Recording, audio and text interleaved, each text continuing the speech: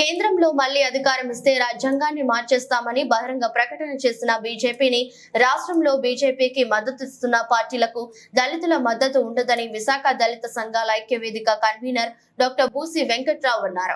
విశాఖలోని అంబేద్కర్ భవన్ లో బుధవారం జరిగిన మీడియా సమావేశంలో వెంకట్రావు మాట్లాడుతూ 10 ఏళ్లుగా కేంద్రంలో అధికారంలో ఉన్న బీజేపీ భారత రాజ్యాంగానికి అడుగడుగునా తూట్లు పొడుస్తుందని 400 సీట్లు ఇస్తే రాజ్యాంగాన్ని మార్చేస్తామని ప్రకటించడం ఇది దేశానికి ప్రమాదకరమని ఆందోళన వ్యక్తం చేశారు.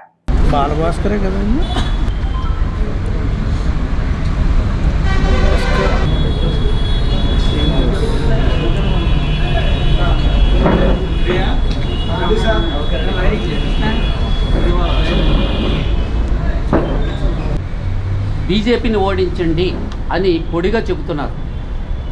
వాస్తవమే, బీజేపీని ఓడించడం అంటే సామాన్య ప్రజలు అనుకునేటువంటి పరిస్థితి ఏమిటంటే బీజేపీకి ఓటు వేయకుండా ఉండటం అని అనుకుంటారు.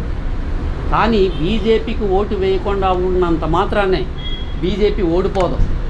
బీజేపీకి ఓడించడానికి ఏ పార్టీకి ఓటు వేయాలో అది చెప్పకపోతే వేరే పార్టీకి వెళ్ళి బీజేపీ వ్యతిరేక ఓటు చీలిపోయి తిరిగి బీజేపీ అధికారంలోకి వచ్చే అవకాశం ఉంటుంది.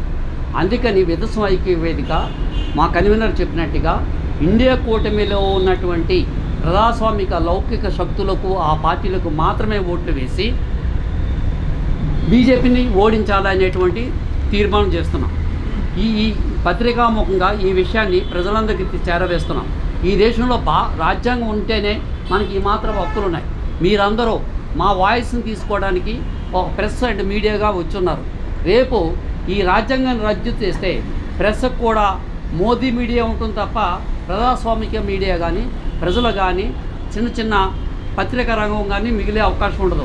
మిత్రులారా, మా విధ్వంసం ఐక్యవేదిక పిలుపు ఏమిటంటే ఖచ్చితంగా మోడీకి వ్యతిరేకంగా ఉన్నటువంటి ఇండియా కూటమికి మాత్రమే వేయాలి తప్ప మీరు ఏ ఇతర పార్టీలకి, అది జనసేన అవనివ్వండి, తెలుగుదేశం అవనండి, ఆంధ్రప్రదేశ్లో ఉన్నటువంటి జగన్ పార్టీ అవనివ్వండి, లేదు బీఎస్పీ అవనివ్వండి, ఏ పార్టీకి ఓటు వేసినా మోడీ వ్యతిరేక ఓటు చీలిపోయే ప్రమాదం ఉంది. కాబట్టి ఇండియా కూటమి పార్టీలకు మాత్రమే ఓట్లు వేయాలని డిమాండ్ చేస్తున్నాం.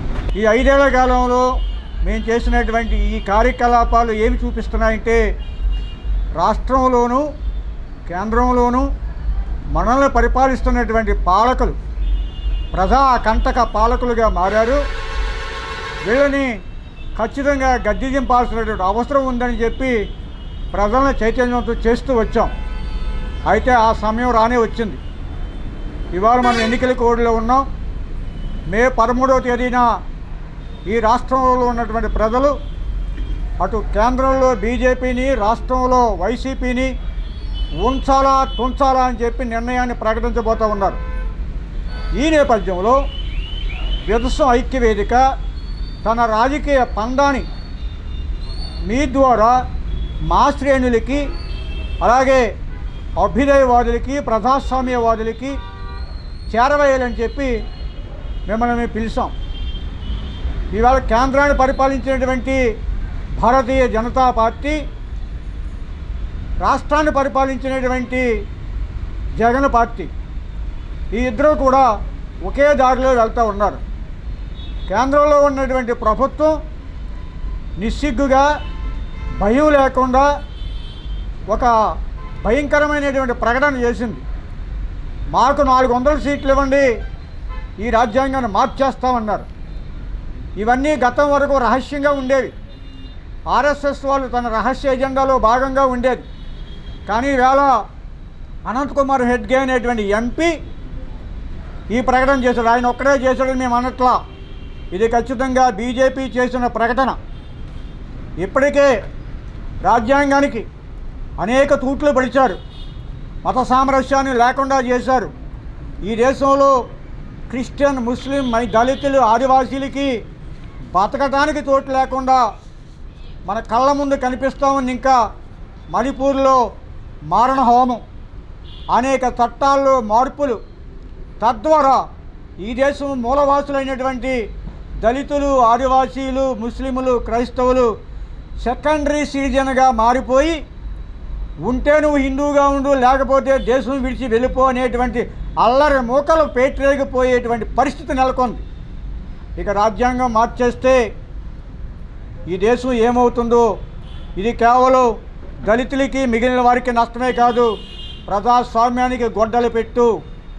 ఇప్పటికే రాజ్యాంగ పీఠికలో ఉన్నటువంటి లౌకికవాదం అనేటువంటి మాట తీసేసి నూతన పార్లమెంట్ భవనాన్ని ప్రారంభించినటువంటి హీన చరిత్ర బీజేపీ.